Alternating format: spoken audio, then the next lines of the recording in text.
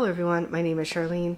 Today I'm going to be talking about all of my reading stats for 2024 and going over my 2024 reading goals. So 2024 has been a pretty good year as far as reading goes. In some ways, there are definitely things that have been better than previous years, but we're not here to talk about previous years, we're here to talk about this year. I may at some point go over some of my reading stats from previous years if the video fits, but right now that's not this video. So these are going to be my stats from January to November of 2024, because at this point, December isn't done, and so not knowing how much I'm going to read and what specifically I'm going to read, I can't really cover them in this video. There may be some things, especially as far as my goals, that are not done, that I will get done by the end of December. There may be some that still aren't done. We will just have to see. But this is at least to recap the other 11 months of the year. So I'm going to start out with the reading stats. So there are a number of things that I keep track of throughout the year. I keep track of how many books I read every month, and also how many books I DNF. I keep track of the books that I read by genre, by age category, by the length or style of the book. So is it a novel? Is it a play? Is it a poem? Etc. I keep track of star ratings. I don't even know. I don't even remember. It's all on a spreadsheet on my computer. So we're just going to go over all of these stats, and then I'll also go over what my reading goals were for the year and how I've done on those so far. So the first thing that I always do is I track how many books I read every month. In total, from January to November, I have so far read 86 books this year. Now, yes, that could be a combination of novels and plays and poetry books and so on. But there are 86 different things that I read this year. Technically, there is one, if you really want to get technical, that I didn't count, and that was my reread of the Harlequin tea set. I did count The Love Detectives, which is a single short story, but I did not count the Harlequin tea set because it's part of a collection and I only read the one, and I had read it before. So I went ahead and didn't count that. If you care and would want to count it, it would be 87, but I'm just counting it as 86. And I will do my best to get some of the graphics up here that I have made and used throughout the year. But if we break this down by month, I'm going to have to look at my computer for a lot of this, so I apologize. In January, I read 9 books. In February, I read 7. In March, I read 5. April, I read 7. May, I read 6. And then apparently after starting BookTube, it went up a bit, because in June I read 11, July I read 6, August I read 12, September I read 6, October I read 11, and November I read 6. I will be honest, and I can go ahead and put a graphic up here in case you guys are curious, because I do keep track of previous years. This dates back to 2016. That's the earliest that I started keeping track of when I read books by month. But most years, I have some months in there where I only read 1, 2, or 3 books. I had none this year, which is also really surprising by the fact that this is not my highest reading year, at least not yet. My highest reading year prior to this was 2023, and I read 92 books, which means I would have to read 6 books in the month of December just to match that. And in 2023, I even had a month where I only read 2 books. So I don't know how that balances out, but that's what I read by month this year. All right, then if we look by genre, I have a nice pie chart for this one. There are definitely some genres I read more in than others, as is probably true for everybody, but some of them are very skewed. So for classics, I read 10 this year, which is the most I have read in the classics genre in a long time. Contemporary, I read 8. Fantasy, I read 25. Historical and mystery, both, I read 9. Nonfiction, I read 11, which is impressive because one year I had a goal to read 1 nonfiction a month, and I think I still missed a month, so I technically read 11 in the entire year, and that's when I made it a goal. It wasn't a goal this year, so I'm okay with that number. Other, I read 1, and I will have to go look and figure out which book I qualified as other. Other basically means I can't figure out what category it would fit into. So I will have to go look that one up. Sci-fi, I read 12. which is very surprising. I enjoy sci-fi, but I have been terrible about reading sci-fi. I still don't think I was reading much in the way of like hard adult sci-fi or classic sci-fi, which is what I do tend to like. But apparently I read more sci-fi this year than normal. And thrillers, I read one, which is not surprising. I do read some thrillers, but I'm not a big thriller reader. Oh. Okay, that kind of makes sense. The Book of Purrs. I can't remember the author's name now. Quilo is the last name. Yeah, this is one of those books. It's cartoons of cats. And I don't want to say it like it's nothing because he spends hours drawing each one of these pictures. But yeah, it's books of cats. It's meant to be funny. It's meant to be encouraging. Contemporary is the closest category it would seem to fit into, but even that didn't sound quite right. So I just put it in other.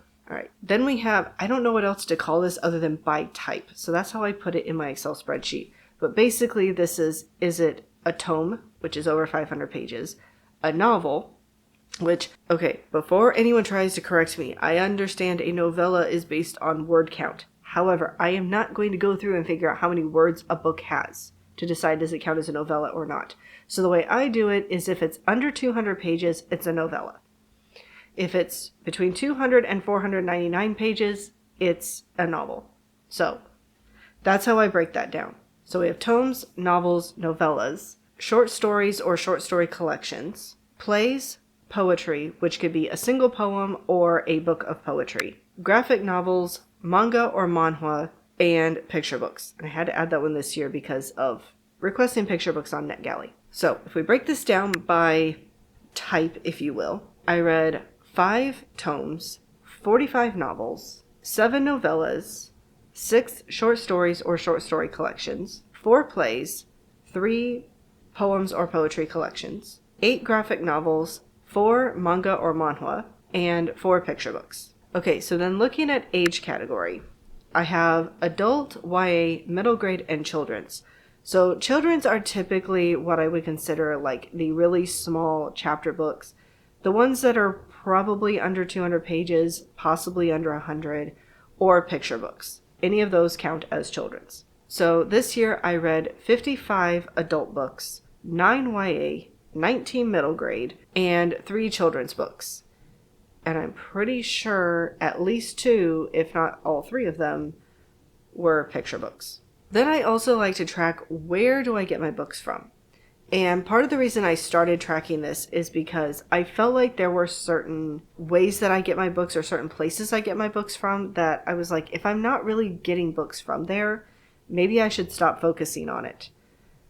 But lately I've decided it's fine. Even if I don't borrow a ton of books from a particular library app or from my physical library, the fact that I'm using it at all is beneficial to me because I'm not spending money on the books.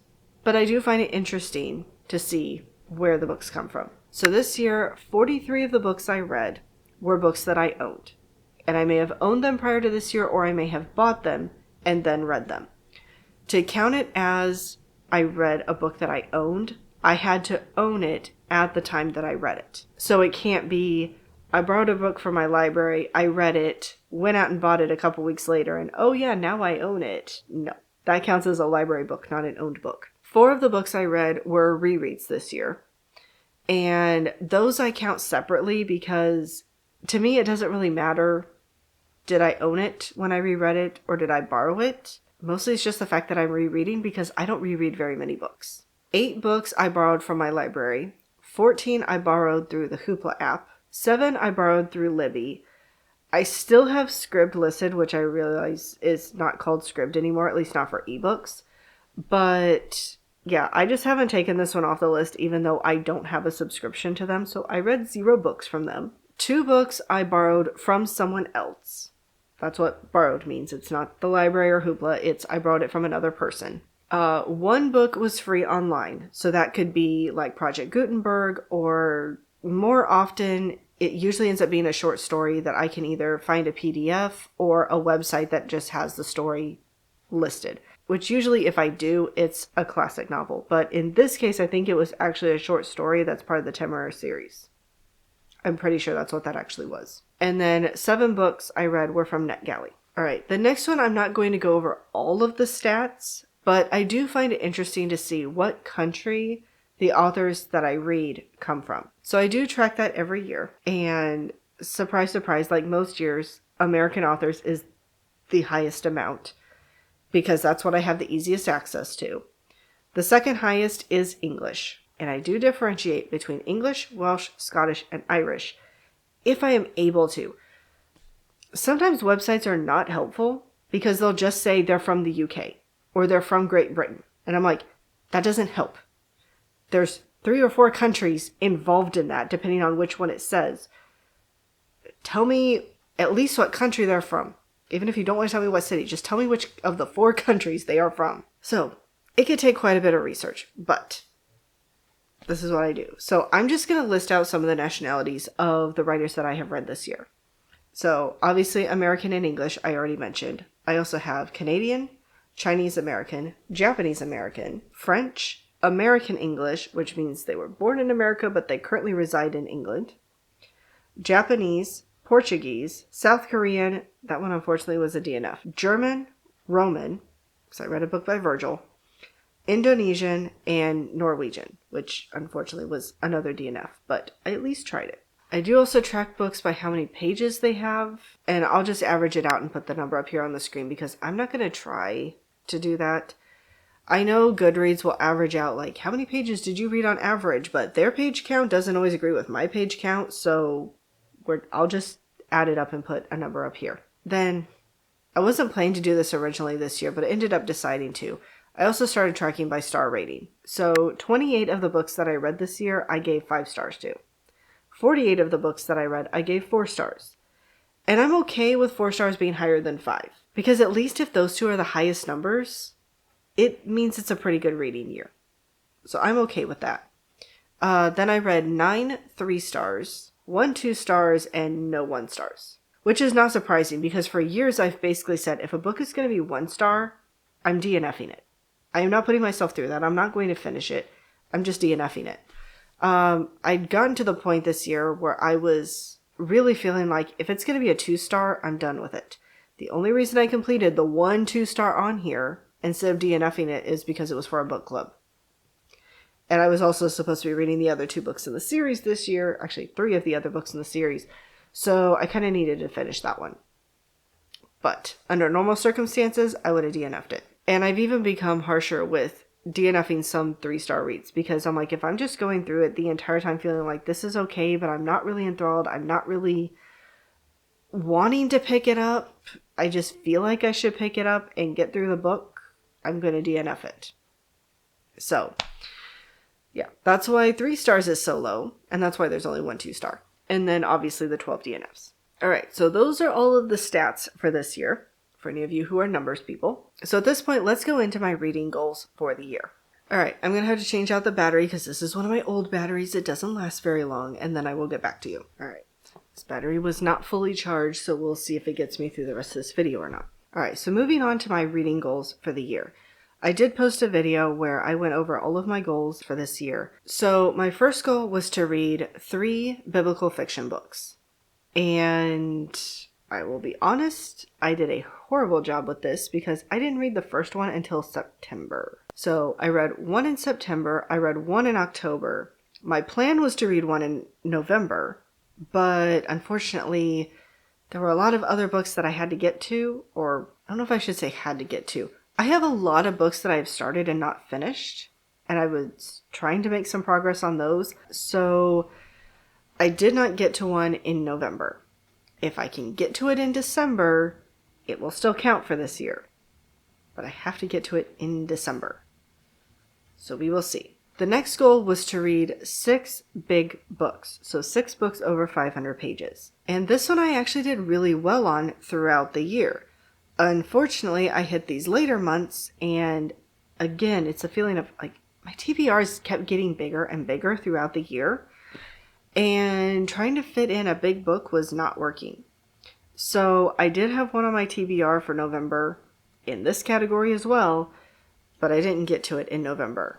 So I will have to try to get to it in December, or else I'm not going to complete this goal. I have read 5 of the 6, so I'm not doing terrible. but I could be doing better. The third goal was to finish 3 series that, as of the beginning of this year, only had 1 book left in them for me to read. Only 3. I gotta pull something up because I don't know if my numbers are accurate. Was it only 3? Oh. Apparently I completed this one. I thought I was still a couple books short, which was making me think that I said 6 series instead of 3. Apparently I only said 3. Actually, I know what document I need to open. Okay, so the last 2 or 3 years, I have made a document where I say these are my ideal results for the year. But I realized that having it available for me to see throughout the year is not a good idea. So instead, I have put on there, like, do not open until, in the past I've said December 31st. But I figure at this point, it's probably safe to open it to go over it with you guys. So that should have all my goals in it. And it should be accurate. So let's go look at that. Okay. Yeah, I wrote the number down wrong because I'm like, that can't be right. Finish 6 big books and 3 biblical fiction and 6 or more series that only have 1 book left. I've only done 3. So I'm going into December with this goal halfway done. Now, the big book that I'm planning to read, or that I was wanting to read in November, that one would count for this one as well. So that would be 4 of them done. But I don't know that I have any other books on my December TBR that are the last book in the series, and they're the only book that I needed to read. So more than likely, I will not finish this one. I will probably be stuck at only 4 of them done, at best. Which doesn't make me overly thrilled, but apparently those are the choices I made. Oh, I forgot about this goal because that did not get mentioned in the video. I wanted to have what I called a net 0 as far as series. So basically, I didn't want to start more series this year than I finished. And I can tell you right now, I have failed on that one. Because so far this year, I have finished 5 series. Only 5. Which sounds really depressing. Now, so far, I have read 30 books that continue different series. Some of them are for the same series, some of them are for different ones. But I've only completed 5 series. However, I've started 11.